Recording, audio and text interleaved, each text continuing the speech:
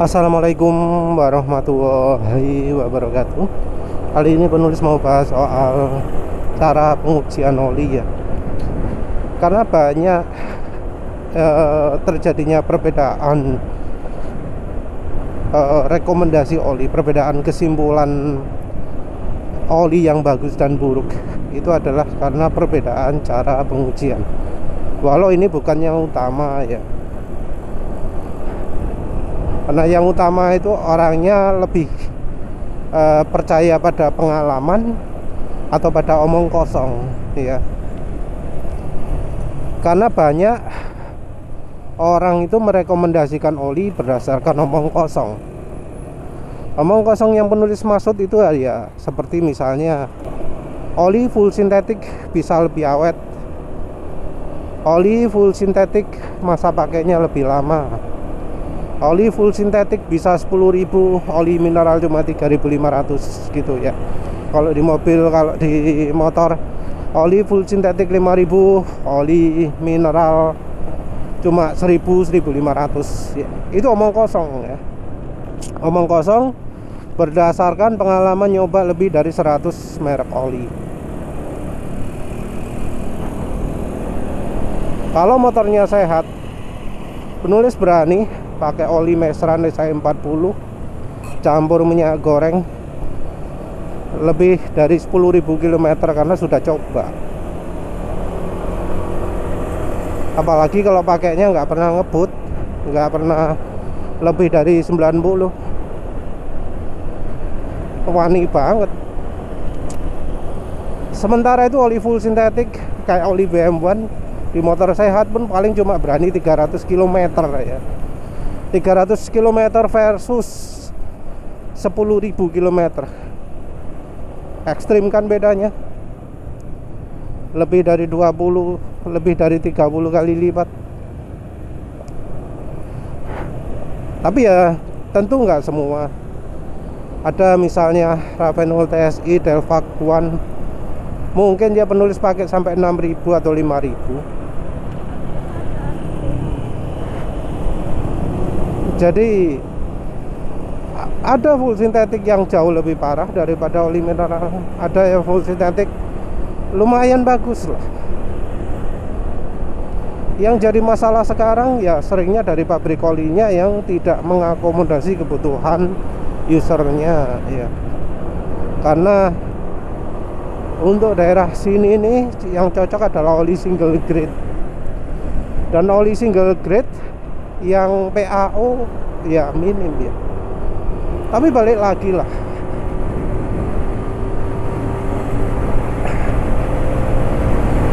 oli itu sumber perbedaan utamanya dari omong kosong.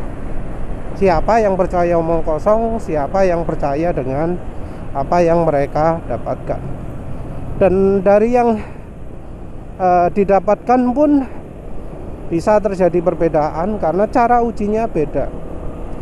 Ada yang uji pakai feeling, ada yang nggak pakai feeling sama sekali, tapi ya cuma di hasil akhir. Jadi kalau di hasil akhir itu orangnya itu ngomongnya, oh dipakai dari sini sampai sini cuma berkurang sekian mililiter. Oh sampai dari sini sampai sini olinya masih bening. Jadi modelnya seperti itu, sama sekali nggak pakai feeling, cuma berdasarkan dari hasil akhirnya. Misalnya Touring 600 kilo, 500 kilo, warna olinya bagaimana gitu ya. Valid sih, valid. Tapi itu juga tidak mencerminkan kemampuan oli yang sebenarnya ya. Itu cuma membedakan antara oli yang benar-benar nggak layak pakai dengan yang nggak parah ya. Nggak bisa menentukan oli baik atau tidak. Karena kalau motornya sehat, pemakaian 500 km, 700 km, walau itu touring, itu adalah hal yang sepele. Oli standar API itu pasti bisa lah lulus dalam kondisi tersebut. Namun yang lebih pas itu adalah mereka yang mengukur seberapa banyak berkurangnya oli. Seberapa banyak berkurangnya oli ini tentu bisa mengetahui sifat oli yang sebenarnya. Pemakaian ya 500 km, 700 km itu kalau di motor sehat sih seharusnya tidak bisa memperlihatkan oli mana yang bagus atau tidak ya, termasuk masih kurang jauh. Jadi ya kalau 500-700 itu kurang. Warna oli juga gitu sih, 500-700 kurang. Sebuah cara pengujian yang ya boleh lah dianggap sebagai acuan. Tapi ya itu cuma salah satu saja. Oh ya, untuk yang pasnya penulis rekomendasikan minim kalau motornya sehat, minim 2000 km. 2000 km apakah olinya sudah rusak, sudah hitam, atau sudah banyak berkurang? Itu lebih valid ya untuk pengujian oli baik dan buruknya. Yang perlu diketahui bahwa sifat penguapan, sifat cepat jadi hitam itu cuma sebagian dari sifat oli. Sifat oli itu ada yang berhubungan dengan kekentalan, ada yang berhubungan dengan aditif-aditifnya, terutama aditif anti aus. Jadi untuk tahu dari aditif ini, mau nggak mau kita harus pakai feeling. Kita nggak bisa mengandalkan apa itu analisa oli gitu ya, karena analisa oli hanya menunjukkan soal atomnya, bukan soal molekul.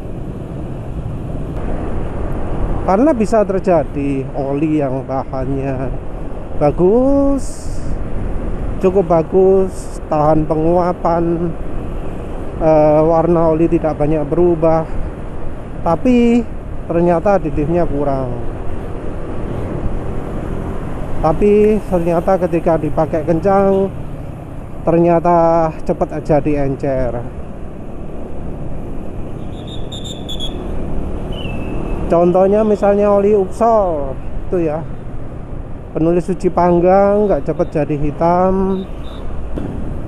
Selain nggak cepat hitam, juga tidak mudah habis. Tapi ketika Uxol ini dipakai, ternyata olinya cepat kasar suara mesinnya. Jadi terutama dari aditifnya yang kurang. Kalau misal diterus-teruskan, ya bisa terjadi komponen mesinnya jadi aus, karena yang namanya aditif anti aus itu penting. Yang namanya anti aus itu masih tetap dibutuhkan.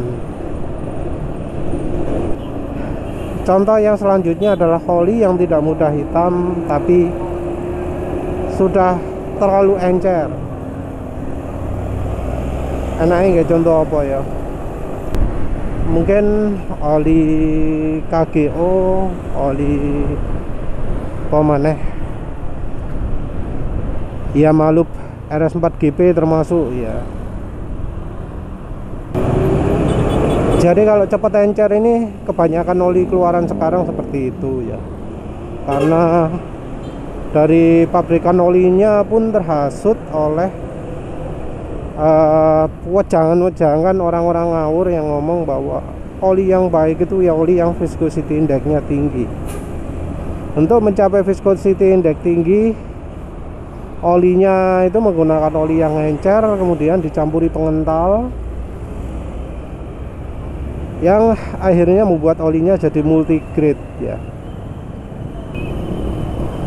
Kelemahan dari cara metode ini adalah cairan pengental yang sering disebut viscosity index improver gitu, itu nggak tahan terhadap pemakaian yang cukup lama, pemakaian lebih dari 5 km, apalagi kalau dipakai di RPM tinggi, kecepatan tinggi. Jadinya olinya cepet encer. Nah, ini juga faktor yang sangat penting. Karena apa? Karena yang namanya oli itu nggak boleh terlalu encer. Terlalu kental itu tidak begitu masalah ya, selama olinya masih ngalir. Jadi masalah ketika olinya encernya terlalu encer. Karena harusnya yang namanya apa, gesekan logam dengan logam itu harus ada oli di antaranya. Nah, kalau olinya terlalu encer nggak bisa. Nah, untuk tahu apakah oli ini jadi terlalu encer, apakah tahu oli ini ada aditifnya atau tidak, itu ya harus dari feeling. Kalau melalui uji lab ya adalah uji untuk itu, tapi entah apakah ada yang melakukan, ada yang menyediakan jasanya. Nama ujinya adalah shear stability. Selama ini nggak ada sama sekali orang Indonesia yang melakukan pengujian ini. Bahkan di forum-forum yang sering posting uji oli pun nggak ada ya. Angka shear stability ini cuma pernah penulis lihat di sebuah oli yang sekarang sudah tidak lagi mencantumkan. Selain dari uji shear stability juga ya ada uji gesek 4 bola ya. Itu merupakan uji standar, juga keausan piston. Tapi ya sekali lagi nggak ada yang melakukan uji ini. Yang melakukan cuma insinyur, cuma profesor. Grup oli, mustahil. Jadi ya cuma dari feeling. Tahu ada aditif bagaimana? Aditif itu akan membantu dari yang asalnya kasar jadi halus, jadi yang asalnya bergetar jadi mulus, dari yang asalnya menghambat jadi tidak menghambat. Jadi dari 3 itu ya. Apakah suara mesin makin halus? Dan apakah getaran jadi makin berkurang? Apakah mesin jadi makin licin? Mesin makin licin ada macam-macam. Bisa dari respon mesin terhadap throttle, terhadap bukaan gas, atau ketika gas dilepas. Ketika gas dilepas, apakah motor masih meluncur? Apakah RPM mesin cepat turun? Seperti itu. Dan khusus untuk getaran dan suara kasar, kita juga harus membedakan itu terjadi kapan. RPM rendah saat idling atau saat jalan kecepatan menengah? Apakah saat dipakai RPM sangat tinggi juga masih tetap ada? Seperti itu. Karena aditifnya ada macam-macam. Untuk soal kekentalan, soal shear stability, kita ceknya dari awal berangkat. Apakah suara mesin setelah 1 kilo berjalan itu sama dengan 10 atau 20 kilo berjalan? Kebanyakan oli itu akan terjadi beda ya antara 1 kilo dengan 10 kilo. Jadi 1 kilo, 2 kilo ada yang halus, tapi begitu sudah 10 kilo sudah kasar. Ada yang bahkan 5 kilo sudah kasar. Mengapa kok penulis pakai acuan 1 kilo, 2 kilo? Karena diasumsikan pemakainya itu langsung berangkat. Kalau langsung berangkat ya mesin nggak sempat panas. Nah, dibandingkan antara mesin sudah mulai panas dengan ketika mesin sudah jalan cukup lama. Jadi kita bedakan dari antara 2 kilo dan 10 kilo. Nah, perbedaan uji-uji ini bisa membuat orang engkel-engkelan. Oh, oli ini bagus kok, oli ini bagus kok. Sementara yang lain, oh oli ini jelek, oli ini jelek. Kenapa bisa begitu? Karena yang ngukur, oh ini olinya nggak berkurang, cuma berkurang 100 mili, 10 mili, ya terserah berapa lah. Oh ini warna olinya masih bening gitu ya. Sementara itu yang uji pakai feeling ngomong gak enak olinya, ini dipakai sekian kilometer suaranya wis kasar. Setelah perjalanan 10 km wis kasar, ini gak enak olinya, oli jelek ini. Atau ini olinya nggak tahan lama, ini 400 km sudah kasar. Dibanding oli ini jauh ya. Maksudnya dibanding oli lain jauh ya. Jadi ya namanya uji oli itu kita memang nggak bisa cuma dari perbagian saja, karena ada juga yang oh hal ini halus sampai segini, tapi yang satunya ngomong oh kalau saya pakai oli ini olinya sekian kilometer habis gitu, ada itu ya. Tapi ya memang yang namanya oli itu adalah sesuatu yang pribadi, yang kita anggap baik belum tentu orang lain juga baik. Tapi ya alangkah baiknya kalau metode pengujiannya juga disamakan. Jadi misalnya orangnya ngomong suara mesin kasar, ya kita coba juga apakah benar kalau pakai oli ini suara mesin sekian kilometer jadi kasar. Itu kita bandingkan, karena bisa jadi ternyata oh bagus kok gitu, bisa aja ya.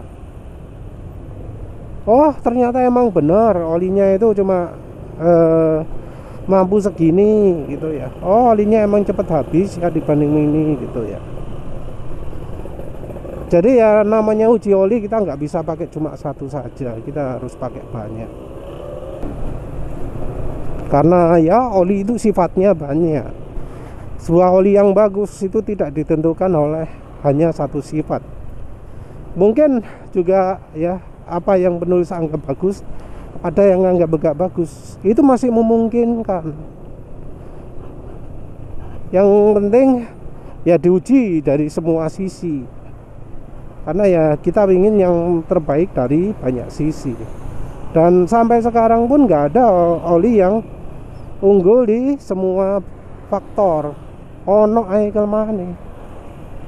Ya wes lah itu saja. Terima kasih udah menonton. Assalamualaikum warahmatullahi wabarakatuh.